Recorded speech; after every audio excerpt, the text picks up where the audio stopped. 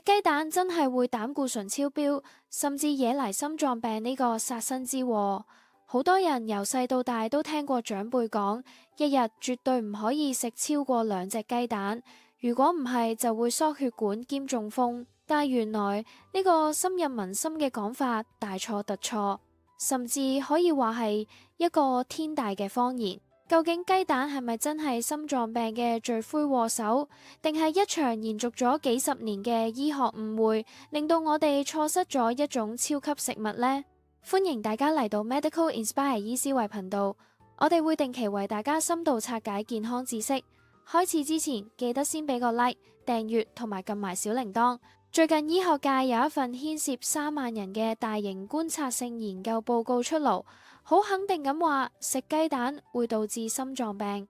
呢個消息一出，各大傳媒爭相報道，真係嚇到好多老人家，甚至注重健康嘅後生仔都唔敢再食蛋。報告入面具體提到，如果每日喺日常飲食入面額外攝取多300毫克嘅膽固醇，大約就係一隻大雞蛋所含有嘅份量，就會增加17%患上心血管疾病嘅風險，甚至會增加18%嘅死亡風險。聽落係咪覺得好得人驚？覺得雞蛋簡直就係無形殺手呢？但係大家先唔好自亂陣腳，食住粒花生，等我哋一齊嚟深度拆解下呢份研究背後嘅真相究竟係點。其實只要你識得睇真啲，你會發現好多呢類所謂嘅大型營養學研究，特別係觀察性研究背後嘅數據收集方法，可以話係破綻百出。呢份研究嘅第一個大問題就係佢收集數據嘅方式，主要係靠飲食頻率問卷調查。大家試下合埋雙眼諗下，如果我依家俾份問卷你，問你過去12個月，即係整整1年入面，你有幾多次食晏嘅時候食過切片、火腿，又或者一啲低脂脫脂嘅肉類？你揀嘅答案係幾乎冇、1/4時間、一半時間，定係絕大部分時間呢？講真，莫講話1年，就連上個禮拜2晏晝食過啲咩嘢我都未必記得清楚啦。有幾多個人可以準確無誤咁記得自己過去1年365日每日3餐食過啲咩落肚呢？單靠受訪者憑空記憶去填嘅問卷，準確度本身就已經大打折扣。科學界稱呢種情況為回憶偏差。當數據來源本身都充滿猜測同誤差嘅時候，得出嚟嘅結論又點可以當作金科玉律呢？更加令人質疑嘅係，呢份研究嘅數據收集方法原來只係單憑1次訪問就落定論，完全冇長時間追蹤受訪者嘅飲食習慣變化。大家要知道，一個人嘅飲食習慣絕對唔係一成不變，會隨住時間、年齡、季節，甚至轉咗份工而改變。單靠人生中某一日嘅1次問卷，就認定某種食物會增加未來幾十年嘅死亡風險，呢種做法以嚴謹嘅科學角度嚟講，其實係非常之兒戲。仲有呢啲觀察性研究經常忽略咗干擾因子，即係話食得多雞蛋嘅人可能同時中意食煙、飲酒、少做運動，或者中意配埋炸薯餅同煙肉一齊食。研究人員好難將呢啲壞習慣嘅影響完全撇除，結果就將所有罪名推晒落無辜嘅雞蛋身上。仲有一個好值得大家食住花生留意嘅重點，就係呢份研究原來係由美國某個大型心臟協會部分贊助。聽到呢度，大家可能會覺得有國際權威機構贊助，應該好有公信力，好可靠啦。但係翻查歷史，話俾我哋知，有時候大型機構嘅立場同背後嘅利益關係可能會影響研究嘅解讀方向，甚至資金來源會主導咗研究結果嘅發佈。過去幾十年，好多推廣低脂飲食、反對飽和脂肪嘅指引，都係由呢啲機構帶頭制定。如果突然間改口話高膽固醇嘅雞蛋其實好健康，咪即係自打嘴巴。所以對於呢啲所謂嘅驚人發現，我哋一定要保持獨立思考，唔好人云亦云，見到標題黨就信到十足。要真正了解雞蛋同心臟病之間千絲萬縷嘅關係，我哋首先要拋開偏見，搞清楚一樣嘢，就係膽固醇究竟係何方神聖。好多人一聽到膽固醇三個字，就好似見鬼咁，覺得係毒藥，避之則吉。但其實大家知唔知道，我哋嘅身體本身就係一間超級大型嘅膽固醇製造廠，而且每日不停運作，製造嘅份量仲高達3000毫克。3000毫克究竟係一個咩概念呢？如果用雞蛋嚟換算，一隻蛋大約有200幾毫克膽固醇，3000毫克就大約等於14隻雞蛋嘅膽固醇含量。即係話，就算你聽晒啲專家話，一隻蛋都唔食，你個肝臟每日都會好勤力咁製造，等同14至15隻雞蛋嘅膽固醇出嚟，供身體使用。點解身體要咁辛苦自己製造咁多膽固醇呢？因為膽固醇對我哋維持生命嚟講實在太重要，可以話係不可或缺嘅基礎物料。首先，人體有幾十萬億個細胞，每一個細胞嘅細胞膜都必須依賴膽固醇去維持穩定性同流動性。冇咗膽固醇，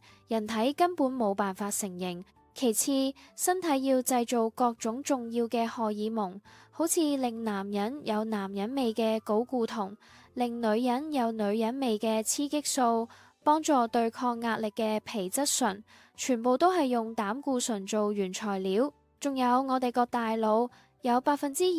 以上嘅成分都係膽固醇，神經系統嘅傳導、記憶力嘅維持，通通都唔少得佢。既然身體每日都覺得3000毫克嘅膽固醇係必需品，仲要自己大規模生產，咁又點會因為你食多咗一隻含有區區300毫克膽固醇嘅雞蛋，就突然促血管引發心臟病呢？呢個邏輯根本就講唔通。其實造物主設計人體嘅時候係非常有智慧，人體內置咗一個好聰明嘅自我調節機制，生物學上叫做負回饋機制。呢個機制點運作呢？當你喺日常食物入面攝取多咗膽固醇，例如你今日去飲茶食多咗幾粒鵪鶉蛋，或者朝早食咗3隻煎蛋，你個肝臟就會好醒水咁接收到信號，從而減少自行製造膽固醇嘅份量，避免總量超標。相反，如果你好嚴格咁戒口，奉行清湯掛水嘅低脂飲食，乜膽固醇都唔食，你個肝臟為咗救亡，就會加大馬力，瘋狂製造翻舊數嚟維持身體機能正常運作。所以醫學界一早就證實咗，食物入面嘅膳食膽固醇對血液入面嘅膽固醇水平影響其實微乎其微，根本唔會大幅推高你張驗血報告上面嘅數字。隨住醫學進步，近年有好多真正嚴謹嘅科學研究同統合分析，已經為雞蛋平反咗好多次。有權威研究專門探討雞蛋攝取量、血液膽固醇同冠心病發病率之間嘅關係，結果清楚指出，喺一般普羅大眾嘅攝取範圍內，食雞蛋嘅數量同血液膽固醇水平係完全冇關聯，更加唔會增加患上冠心病嘅機會。甚至有其他大型分析研究發現，從雞蛋攝取嘅膳食膽固醇反而會對身體產生正面作用，會增加血液入面嘅高密度脂蛋白，即係大家成日講嘅好膽固醇。講開膽固醇，大家成日聽到好膽固醇同壞膽固醇。好膽固醇嘅作用就好似血管入面嘅清道夫或者垃圾車咁，會將黏附喺血管壁多餘嘅膽固醇收集起嚟，帶返去肝臟重新分解，然後排走，從而保護血管健康。所以好膽固醇係越多越好，而食雞蛋正正就可以提升呢種清道夫嘅數量，唔單止唔會縮血管，分分鐘仲會幫你通血管添。有啲研究仲指出，食蛋會改善總膽固醇同好膽固醇嘅比例。呢個比例喺心血管病理學入面非常重要，比例越靚，數值越低，代表你嘅心血管系統越健康。所以將雞蛋標籤為引致心臟病嘅元兇，根本就係顛倒是非。為咗令大家更加安心，我哋講個真實例子。有資深嘅外國醫學界人士曾經公開分享過自己嘅親身經歷同醫學記錄。佢話自己過去35年嚟風雨不改，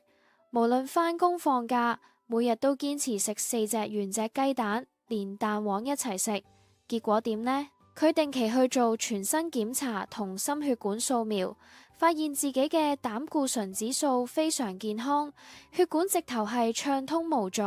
清澈見底，完全冇任何動脈粥狀硬化斑塊或者血管壁鈣化嘅跡象。呢個活生生嘅例子配合埋佢嘅醫學背景，就充分證明咗每日食雞蛋根本唔會對血管造成累積性傷害。當然，每個人嘅基因同體質都唔同，但係可以肯定嘅一點係，雞蛋絕對唔係塞血管嘅真兇。其實雞蛋唔單止無害，仲係一種被嚴重低估嘅超級健康食物。特別係好多人怕肥唔敢食嘅蛋黃入面，蘊藏住一種非常珍貴而且人體極之缺乏嘅營養素，叫做膽鹼。好多人可能對膽鹼呢個名詞比較陌生，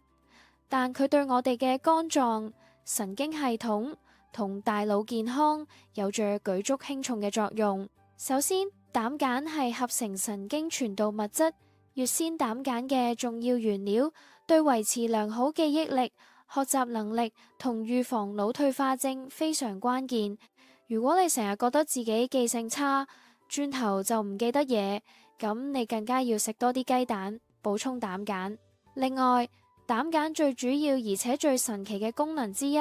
就係預防同改善脂肪肝。大家可能聽過，好多人明明唔飲酒，甚至身形好瘦，都有非酒精性脂肪肝。主要原因就係肝臟入面嘅脂肪代謝出咗問題，肝臟細胞積聚過多，脂肪冇辦法排出。膽鹼喺呢個時候就扮演住物流公司嘅角色，可以幫助肝臟將囤積嘅三酸甘油脂打包變成脂蛋白，然後安全咁運走去身體其他部位使用。如果身體長期缺乏膽鹼，脂肪就會一直塞喺肝臟度，慢慢演變成脂肪肝，甚至肝硬化。所以對於想護肝排毒嘅人嚟講，每日食雞蛋吸取充足嘅膽鹼係非常之重要嘅自然療法。除咗豐富嘅膽鹼之外，雞蛋嘅整體營養價值真係高到你唔信。佢可以話係大自然賜俾我哋最完美嘅原型食物之一。一隻小小嘅雞蛋幾乎包含咗人體維持生命所需嘅所有維他命同礦物質。特別係豐富嘅脂溶性維他命，好似對眼睛好嘅維他命 A， 增強骨骼同免疫力嘅維他命 D， 抗氧化防衰老嘅維他命 E， 同幫助凝血嘅維他命 K。 呢啲脂溶性維他命係需要配合油脂先可以被腸道有效吸收，而蛋黃本身就含有優質嘅天然脂肪，完美咁配合咗呢個吸收條件，令營養發揮到極致。加上雞蛋含有極高質素嘅完全蛋白質，能夠提供所有9種人體冇辦法自行合成嘅必需氨基酸，生物利用度極高，對修補肌肉組織、維持免疫力、生髮護膚都非常有幫助。而且雞蛋嘅碳水化合物含量接近0，升糖指數極低，進食之後唔會引起血糖大幅波動，更加唔會刺激胰島素瘋狂分泌，所以非常適合現時流行嘅生酮飲食或者低碳水化合物飲食嘅朋友，絕對係減肥修身同控制血糖嘅最佳恩物。既然雞蛋無論喺科學數據定營養價值上都咁健康，咁無可挑剔，點解醫學界同坊間成日都有呢啲所謂嘅研究出嚟針對雞蛋抹黑雞蛋呢？大家不妨放開世俗嘅眼光，諗深一層，呢個世界好多時都係商業利益作怪。近年低碳飲食、生酮飲食同斷食越嚟越普及，大家開始意識到天然健康、脂肪同優質蛋白質嘅好處，食多咗雞蛋同肉類，呢個回歸自然嘅飲食趨勢，其實直接威脅到一啲跨國大型食品生產商嘅龐大收入，特別係主力生產精製碳水化合物、高糖分食品同超加工食品嘅企業。大家試諗下，如果全人類都知道原來朝早食2隻煎蛋加塊牛油會飽肚又健康，精神到晏晝，仲邊有人會去超市買嗰啲充滿廉價糖分、粟米、糖漿同化學添加劑嘅盒裝穀物早餐或者包裝零食呢？所以有時候將矛頭指向雞蛋，利用偽科學研究轉移大眾視線，都係一種極具破壞力嘅商業公關手段。其實現代醫學已經慢慢揭開真相，真正引致血管發炎、導致膽固醇積聚同心臟病嘅終極元兇，根本就唔係天然食物入面嘅膽固醇，而係長期攝取過量嘅游離糖分同精製澱粉質，好似麵包、麵條、白飯、甜品咁。當我哋每日3餐都食太多高糖分同高碳水化合物嘅食物，血糖就會經常飆升，導致胰島素阻抗。久而久之，血管內壁就會因為高血糖嘅破壞而容易出現微發炎，甚至破損。當血管受傷發炎，身體嘅免疫系統就會派膽固醇去現場負責修補發炎嘅傷口，就好似地盤工人或者救火員去救災咁。但係啲無知嘅人每次檢驗血管，見到火災現場有膽固醇積聚，就一口咬定屈個救火員係放火嗰個真兇。呢個就係膽固醇蒙受幾十年不白之冤嘅可悲真相。只要你減少食糖同澱粉質，血管唔發炎，膽固醇自然就唔會堆積喺血管壁度。講到尾，經過今日嘅深度拆解，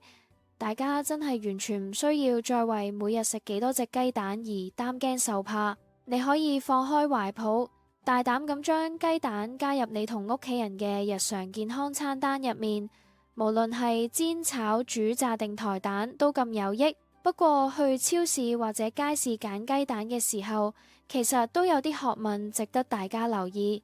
如果經濟條件許可嘅話，強烈建議大家最好選擇放牧飼養同標明有機嘅雞蛋。點解呢？因為呢啲喺農場自由走動嘅雞隻食嘅飼料比較天然，有草有蟲，有足夠嘅活動空間，最重要係曬到足夠嘅太陽。呢啲開心健康嘅雞生出嚟嘅雞蛋，營養價值比困喺籠入面密集式飼養嘅工廠雞蛋會高出好多。特別係對抗發炎嘅 Omega-3 脂肪酸同維他命 D 嘅含量都會豐富幾倍甚至10幾倍，蛋黃嘅顏色都會更加深、更挺身，食落亦都更加有蛋香味。雖然呢類優質雞蛋嘅價錢可能比普通雞蛋貴少少，但係當係投資喺自己同屋企人嘅長遠健康度，可以慳返日後睇醫生同食藥嘅錢，絕對係一筆物超所值嘅最佳投資。